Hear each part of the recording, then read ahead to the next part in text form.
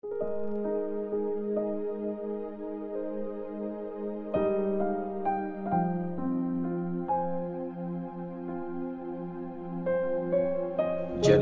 chapter 19. Ang basag na jar. Inutusan ako ni Lord, bumili ka ng isang jar na gawa sa putik. Magsama ka ng mga elders at mga matatandang priests at duman ka sa may gate ng magpapalayok papuntang Hinnom Valley. Doon mo ipoproclaim ang message na ibibigay ko sa iyo. Sasabihin mo, makinig kayong mga hari ng Juda at mga taga-Jerusalem sa sasabihin ko. Akong si Lord na makapangyarihan sa lahat, ang Diyos ng Israel. Magpapadala ako ng disaster sa lugar na ito na kikilabutan ang bawat makakarinig tungkol dito. Gagawin ko ito dahil tinalikuran ako ng bayang ito at dinumihan nila ang lupain noong nag-offer sila ng mga handog sa mga Diyos-Diyosan na di nila kilala at di rin kilala ng mga ancestors nila at ng mga hari ng Juda. Pinuno nila ang lupain ito ng dugo ng mga walang kasalanan. Nagtayo sila ng mga sambahan sa matataas na lugar para doon i-offer kay Baal ang mga anak nila bilang handog na susunugin. Never ko itong inutos o sumagi man lang sa isip ko. Kaya darating ang panahon na di natatawaging Topeth o Hinnom Valley ang lugar na ito. Instead, tatawagan na itong Slaughter Valley. Sa lupaing ito, sisirain ko ang mga plano ng mga taga-Juda at taga-Jerusalem. Hahayaan kong manalo ang kalaban nila at mamamatay sila sa gera. Ipapakain ko ang mga bangkay nila sa mga ibon at mababangis na hayop. Gagawin kong kakilakilabot ang city na ito at lalaitin ito ng mga tao. Masisindak ang bawat mapapadaan dito dahil sa matinding pagkawasak na mararanasan ito. Papalibutan ng mga kalaban ang city para mamatay sa gutom ang mga taga rito. At dahil sa matinding gutom, mapipilitan silang kainin ang kapwa nila, pati mga anak nila. Tapos, babasagin mo ang jar sa harap ng mga kasama mo at sabihin sa kanila ang pinapasabi ni Lord na makapangyarihan sa lahat. Never nang mabubuo ang isang jar na gawa sa putik pag binasag ito ng tao. Ganito ko tudurugin ang mga tao at ang city na ito. Magiging libingan ng Topeth kasi wala nang ibang mapaglilibingan sa kanila. Ganito ang gagawin ko sa city na ito at sa mga naninirahan dito. Magagaya sila sa Topeth. Kagaya ng Topeth, tutumihan ko ang mga bahay sa Jerusalem, ang mga palasyo ng mga hari ng Juda, at ang lahat ng bahay na ang bubungan ay pinagsunugan ng mga insenso para sa mga stars at pinagbuhusan ng mga handog na alak para sa ibang Diyos. Umalis ako sa Topeth kung saan ko prinoclaim ang message ni Lord. Tapos, pumunta ako at tumayo sa courtyard ng temple at sinabi sa lahat ng tao, ito ang sabi ni Lord na mapangyarihan sa lahat, ang Diyos ng Israel. Tandaan nyo, ipapadala ko sa city na ito at sa mga katabing bayan ang lahat ng parusang sinabi ko. Gagawin ko ito dahil nagmamatigas kayo at ayaw nyong makinig sa mga sinasabi ko. Jeremiah chapter 20. Ang pakipagtalo ni Jeremiah kay Pashur. Narinig ng priest na si Pashur na anak ni Immer at chief officer sa temple ang sinabi ni Jeremiah. Kaya pinabugbog ni Pashur si prophet Jeremiah at kinadena sa kulungan na nasa itaas ng gate ng Benjamin sa north ng temple. Kinaumagahan, nang palayain ni Pashur si Jeremiah, sinabi ng prophet sa kanya, hindi na Pashur ang tawag sa iyo ni Lord, kundi nakakakilabot sa lahat ng lugar. Ganito ang sinabi ni Lord, gagawin kitang nakakakilabot sa sarili mo at sa mga kaibigan mo. Makikita mo ang pagkamatay nila sa espada ng mga kalaban nila. Ibibigay ko ang buong Juda sa kamay ng hari ng Babylonia. Dadalhing bihag ng hari ang iba papuntang Babylonia at ipapapatay naman niya ang iba. Hahayaan ko ring makuha ng mga kalaban nyo ang mga kayamanan sa city na ito, pati lahat ng properties nyo at ang mga kayamanan ng mga hari ng Juda.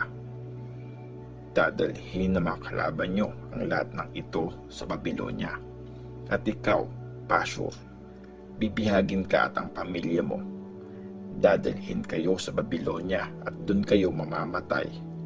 Doon na rin kayo ililibing kasama ang mga kaibigan mong nakinig sa mga kasinungalingan mo. Nagreklamo si Jeremiah kay Lord. Lord, niloko mo ako at nagpaloko naman ako.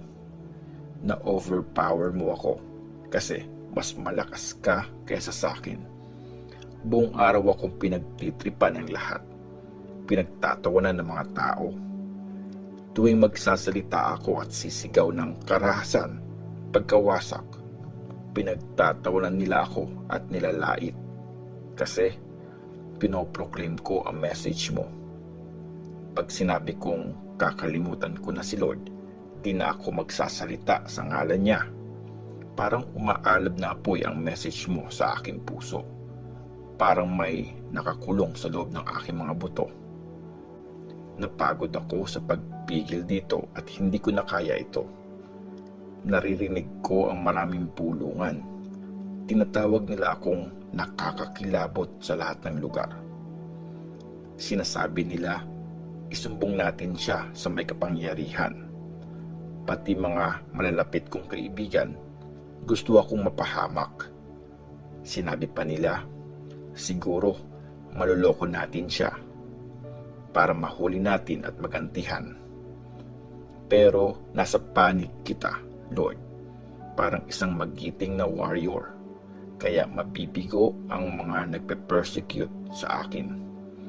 Mapapahiya sila at hindi magtatagumpay. Hindi malilimutan ang kanilang kahihiyan. Makatarungan ka kung sumubok sa mga tao. O Lord na mapangyarihan sa lahat, alam mo ang laman ng puso at isip nila. Kaya ipakita mo sa akin ang paghiganti mo sa kanila. Pinagkakatiwala ko sa iyo ang pinaglalaban ko. Kumanta tayo para kay Lord. Purihin si Lord dahil nirescue niya ang mga naaapi mula sa kamay ng mga masasamang tao. Sumpain ang araw na pinanganak ako. Huwag niyong ituring na masaya ang araw na sinilang ako ng nanay ko. Sumpain ang nagbalita sa tatay ko, lalaki ang anak mo, na nagbigay sa kanya ng matinding kasiyahan. Magaya sana ang taong yon sa mga cities na walang awang winasak ni Lord. Makarinig sana siya ng iyakan sa umaga at signal ng gera sa tanghali dahil di pa niya ako pinatay bago ako maipanganak. E di sana naging libingan ko ang tiyan ng nanay ko. Bakit pa ako pinanganak kung puro paghihirap, kalungkutan at kahiyan lang ang aabutin ko sa buong buhay ko? Jeremiah chapter 21. Napridik ang pagbagsak ng Jerusalem.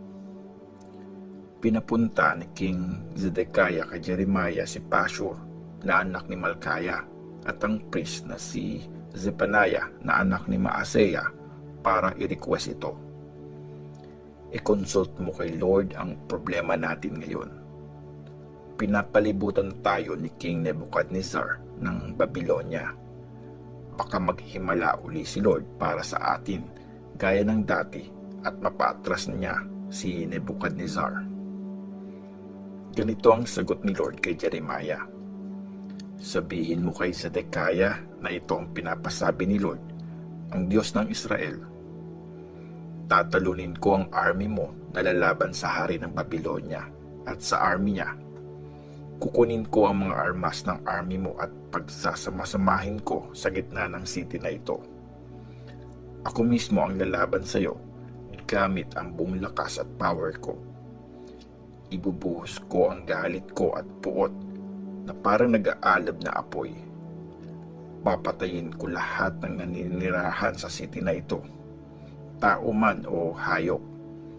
Mamamatay sila sa matinding salot. Pero ikaw, Zedekiah, ibibigay kita sa kaaway mo, kay Nebuchadnezzar, kasama ang mga officers mo at ang mga naninirahan sa city na ito, pati na ang lahat ng nakaligtas sa giyera, sa gutom at sa salot. Papatayin silang lahat at walang makakaligtas.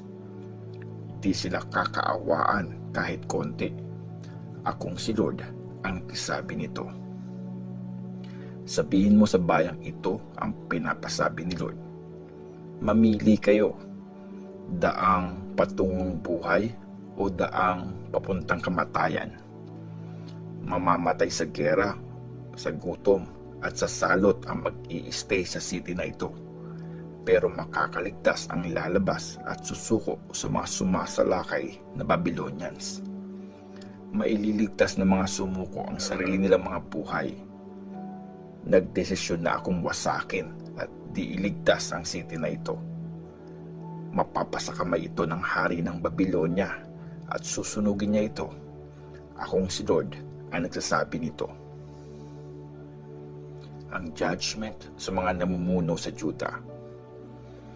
Sabihin mo sa angkan ng mga hari ng Juda, makinig kayo sa sinasabi ni Lord, kayo mga descendants ni David.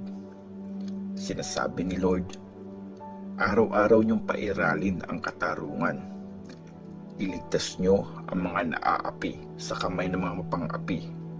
Kung hindi, sisiklab na parang apoy ang galit ko na di maaapula dahil sa masama niyong gawa.